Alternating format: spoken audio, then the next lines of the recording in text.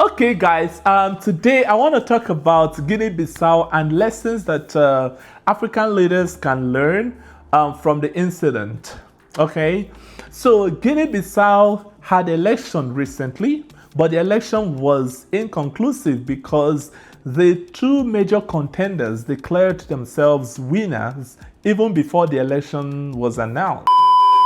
Ground news first of the situation in Guinea-Bissau, where the army now says it has taken control of the main road leading to Guinea-Bissau's presidential palace, awaiting the results of a presidential election in which both the major candidates are claiming victory.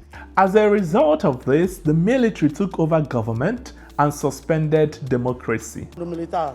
The High Military Command for the Restoration of National Security and Public Order has decided to immediately depose the president, close all institutions of the Republic of Guinea-Bissau until further notice.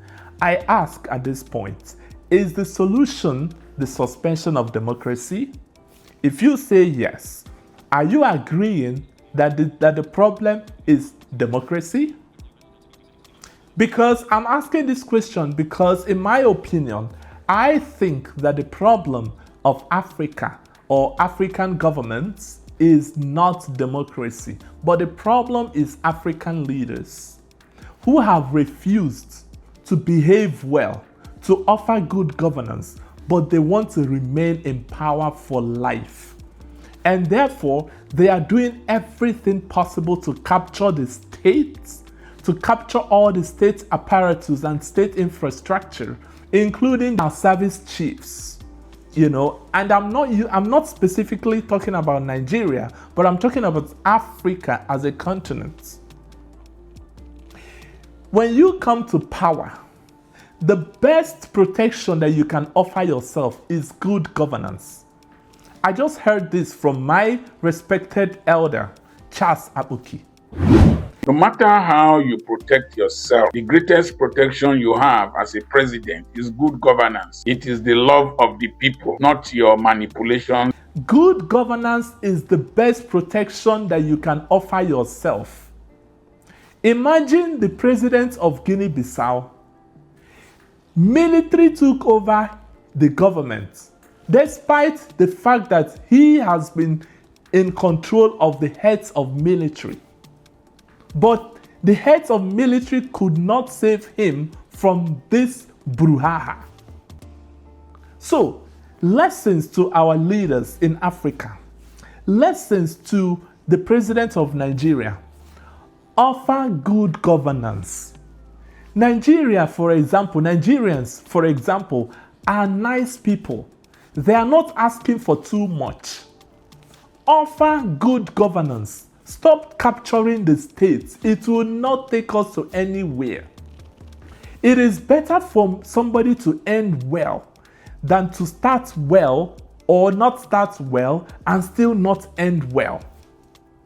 Good governance is the best protection that any political leader can offer himself.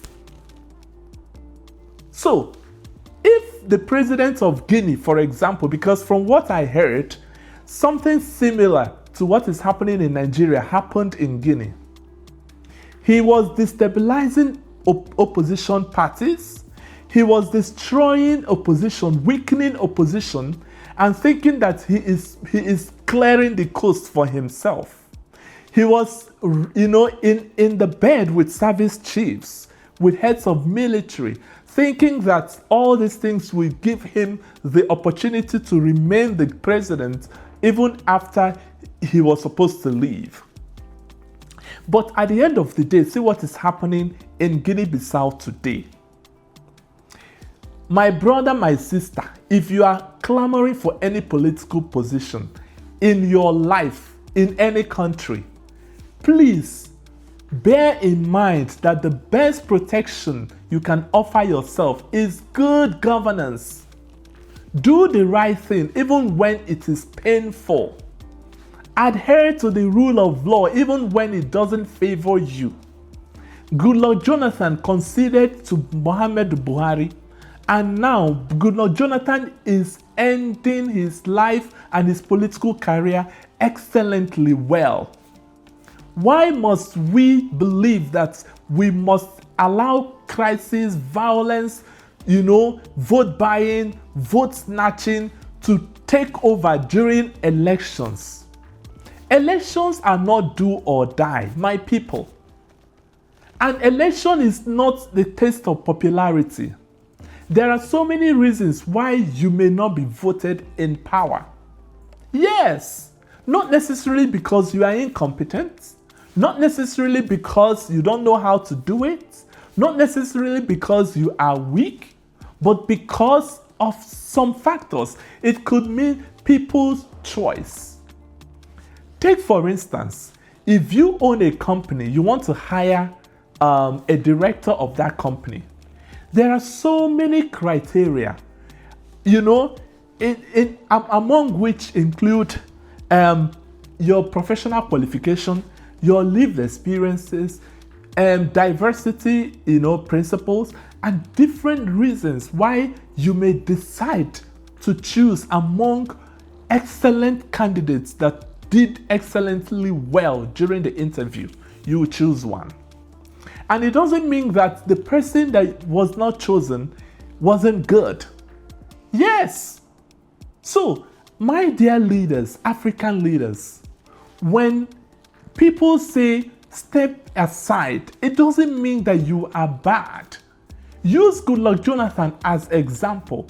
People are now talking about him. People have been respecting him. People have been honoring him. He's now being revered as a leader of democracy. Can we end well? Can we lead well? Can we deliver good governance as a means of protection? I said this in my previous video. If you adhere to the rule of law, if there is a high adherence to the rule of law in a country, trust me, it may not be necessary to even have physical army, securing the borders, because everybody will be patriotically involved. So, back to my question. Is the problem of Africa leadership or democracy? Please let me know in the comment section below. I remain your lovely friend and brother, J. Baba Justice, the man with vision, even without sight. Thank you all for listening and have a wonderful one.